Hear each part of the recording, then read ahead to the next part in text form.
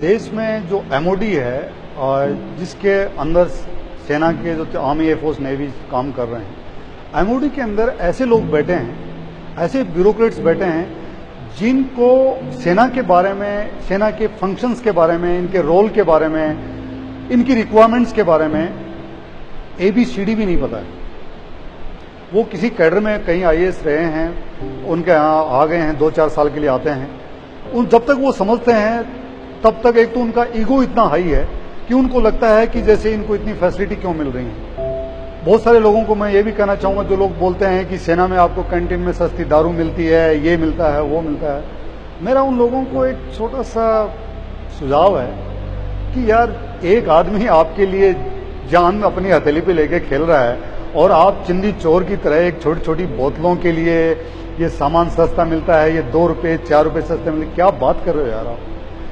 Canteen इसलिए खोली गई थी कि जो सेना का जवान या उसका परिवार जहां पे है उसके नजदीक एरिया में, ताकि अगर वो वहां पे नहीं है वो जाके वहां से सामान खरीद सके, रोजमर्रा की चीजें, साबुन तेल पानी ये खरीद सके। यार, आप हर सैटरडे संडे को आप जाते हो, क्लब्स में जाते हो, पार्टियां करते हो, घर पे एनिवर्सरी मनाते हो, बर्थडे मनाते हो, तो क्या ये कोई दूसरे प्लेनेट से थोड़ना है। सैनिक भी तो इसी समाज के अंदर आपके ही साथी हैं, आपके ही देश के नागरिक हैं, तो इनके घर पे भी फंक्शन तो होते ही हैं।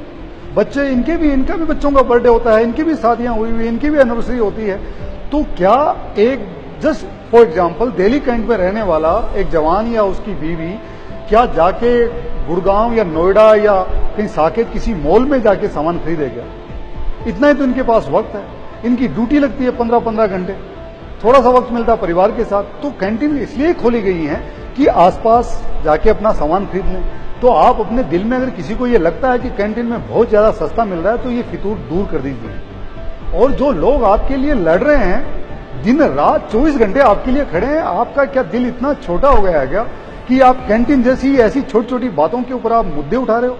कभी सैनिकों का जो एमओडी वाले हैं उनके राशन कार्ड देते हैं, कभी को नॉन फंक्शनल अपग्रेडेशन है उसके ऊपर रोक देते हैं।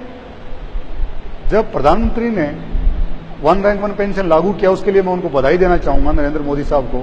लेकिन मेरी उनसे एक अपील है कि साहब, जो सैनिक हैं इनका जो पे कमीशन है वो बाकी के लोगों से आप अलग कर दीजिए। और जो आर्मी एयरफोर्स नेवी के जितने भी जो वर्दी के लोग हैं, इनका पे कमीशन जब अलग से सेटअप हो तो उसके अंदर सेना के पुराने रिटायर्ड अधिकारी और सेना के जो प्रेजेंट अधिकारी हैं उनको आप रखिए, ताकि आप उनसे पूछ तो सकें कि उनकी रिक्वायरमेंट क्या है, कहां प्रॉब्लम है, क्या इश्यू है, उनको क्या चाहिए, कहां दिक्कत आ रही है।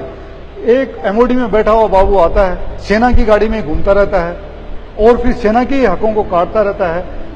कभी राशन काट दिया, कभी ड्रेस काट दी, कभी हथियार की कुछ राउंड काट देगा। इन लोगों को पूछिए कि कभी आप जाके साल में, मेरी नजर में एमओडी के अंदर सिर्फ वही IAS ऑफिसर होना चाहिए जो कम से कम सेना के साथ 3 साल जिसने फील्ड में काम किया हो, जिसको हकीकत पता हो कि कश्मीर में, सियाचिन में, बारामूला में, शोपियां में चल क्या रहा है। और एक जवान जिसकी बीवी यहाँ पीछे रहती है, जिसका परिवार पीछे रहता है, उसके साथ क्या हो रहा है।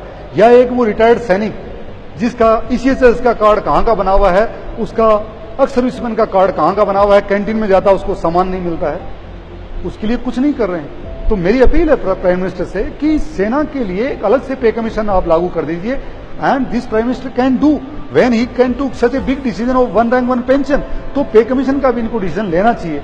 लेकिन जो एमओडी में बैठे हुए बाबू हैं, वो सेना के हकूकों पे, सेना के हकों पे हर वक्त कैंची लिए बैठे रहते हैं। और तब सेना के लोगों का अगर आपको मोरल ऊपर रखना है तो उनको ये तो बहुत छोटी छोटी फैसिलिटी हैं।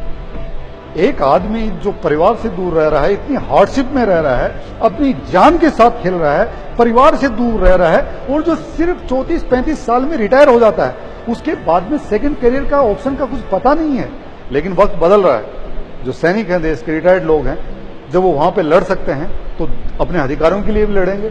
और वक्त पड़ेगा तो जो जनता का जो मानसिक जो एक सोच है सेना के बारे में, वो भी बदलेगी।